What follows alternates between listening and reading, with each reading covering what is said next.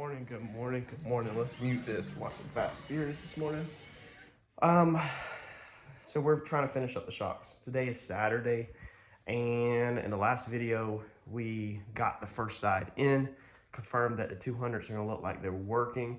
But all week I've been brainstorming and trying to figure out other stuff. So where we're currently at is, this was our shock hats. Now these are ones that I made by hand here. And then these are the ones that Brandon cut on the CNC machine. So these things are way better. I spray painted them at the shop yesterday. They're way cleaner, way better looking product. If you notice, we have a bigger outer radius. The bolt holes are the same, but that gives us more meat on the outside. So a lot better overall product. And then we have a little bit more meat on the inside. The tab spacing, he's opened it up more also. So that's what we were trying to work on putting in. Now, this side, what we have done is, if you recall, we put this thing on the bottom side. So we come in here and put this thing on the bottom side, as you can see, and then we still had to pry the bottom up to get it in. Everything works. Everything's gonna sit at the correct height, I'm pretty sure, but you still had to, fight with it just a little bit to get the bottom bolt hole in. It still don't go in smooth because basically you got a couple of equations. You got full separation of the spring, full separation of what the suspension will allow, such as right now with no spring in it, no jack underneath it. That's just full droop. And then you got ride height. And so all three of them have to work together. And what it is all three are not working together.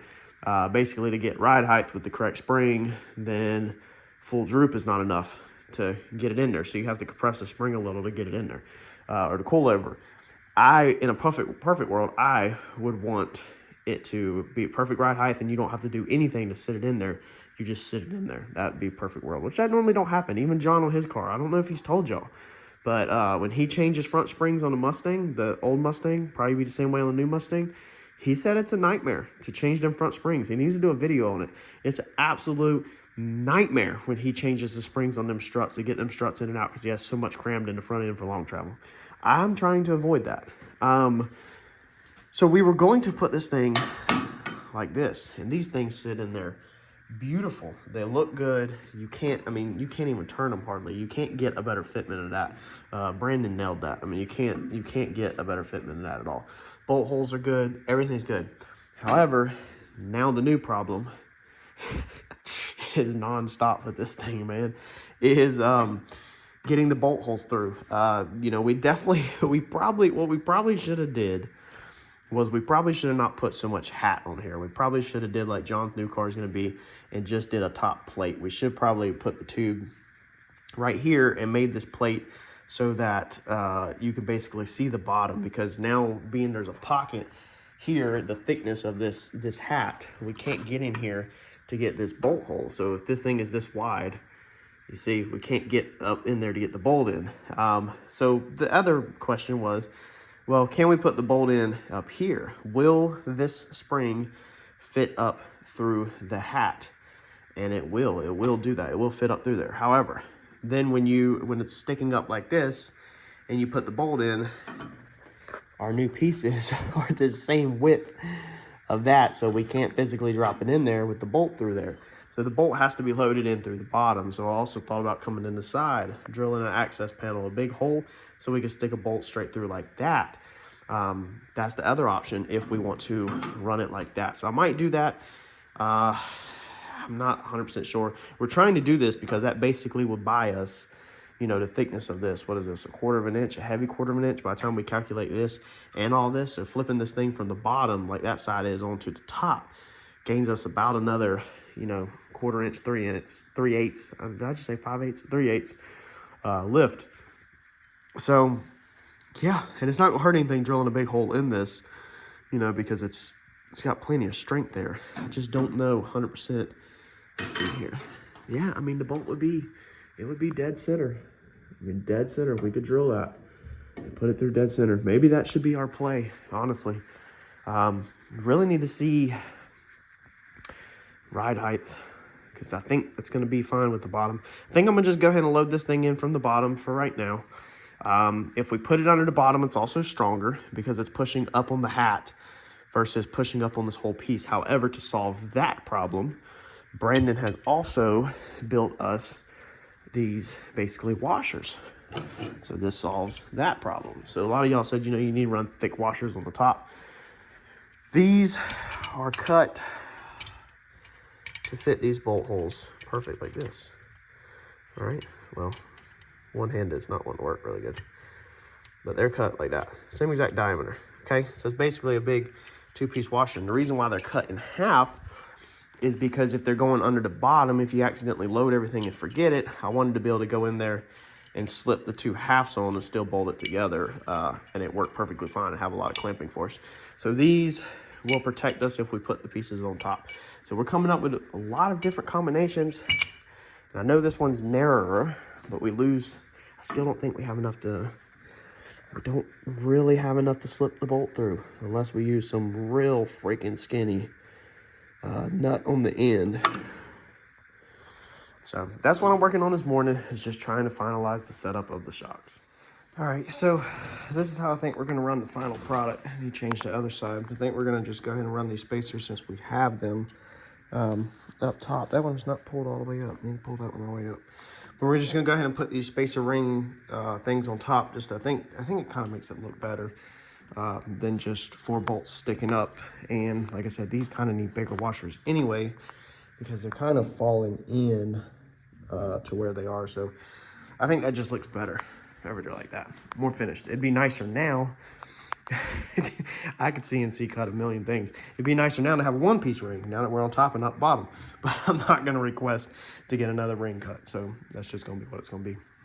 But what we're going to go ahead and do now, since it's Saturday and I'm just trying to work through the to-do list, is instead of waiting till we get to Randy's to do our bump steer. So this is the bump steer that we ordered, as bump steer spacer kit. So there's the part numbers, All-Star. Comes with a couple different shims. I've got one for each side, so I have plenty of freaking different spacers. However, your Mustang 2 spindles, and probably a lot of spindles out there, they are tapered.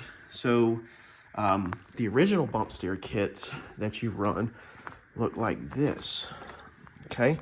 They have a tapering to them, so they're smaller at the top than the bottom. They go in there, and they can only go one direction. So these bump steer kits that you get, they can only go down.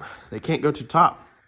And we're not 100% sure if we're gonna need top, bottom, what we're gonna need, but we don't wanna be limited at all to adjustments. We want to be able to put this thing anywhere we want. So we're gonna take that tapered hole, all right, and we are gonna drill it out. So I ordered a drill bit. This is gonna be for your, let's see, I think this is 5/8, I'm pretty sure a 5/8 bolt.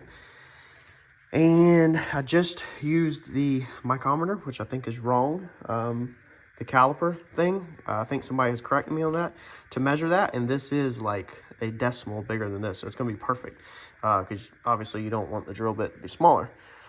It is a 5/8 drill bit, okay? This thing wasn't dirt cheap.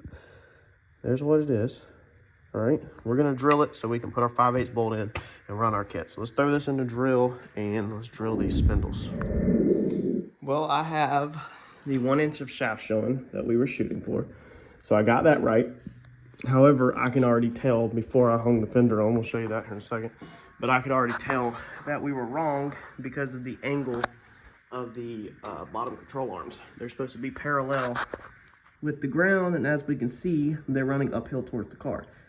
Car needs to go down a couple inches. However, to get it to go down even the couple inches, then we'd have no shaft showing.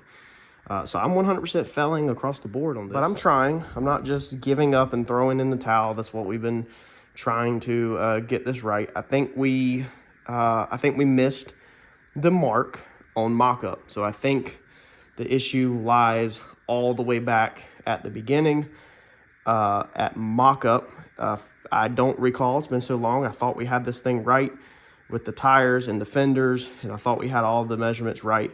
And now I'm just trying to figure out how to make it work, and it's just missed the mark. So I'm getting very, very close to making the call of cutting it all apart and ordering struts and redoing everything. Just because I'm not gonna drive a car, I'm not gonna even own a car that looks like that right there. Okay, that's too high up in the air. The wheels are too high up in the air, so I'm not gonna own a vehicle that looks like that. So What I think I'm gonna do is I think I'm gonna pause. Well, I'm not gonna pause. I'm gonna take the fender off. And then I think I'm gonna go ahead and possibly take the springs off the shocks and go back to square one, all the way back to the beginning, and see if we can physically even get this shock with 1 inch of shaft showing and it mounted up and the car at correct ride height, taking the springs out of the pictures, because we have yet to do that. We have yet to put fenders on, tires on, shocks on. We've yet to do everything all together, and I know that's 100% wrong. I 100% admit fault for that. We have tried to just hit it on the head, and it's just it's not there. So I think we're gonna put bottle jacks underneath the car, or whatever we got to do to get the car down with no springs, and see if we can even get this before I make the call that we're gonna scrap every single bit of all this. It's a lot of money to scrap, but I'm definitely not taking a car out that looks like that right there. I'm not interested in that at all. Care less about racing when it comes to looks, not having a car that looks like a 4-wheel drive.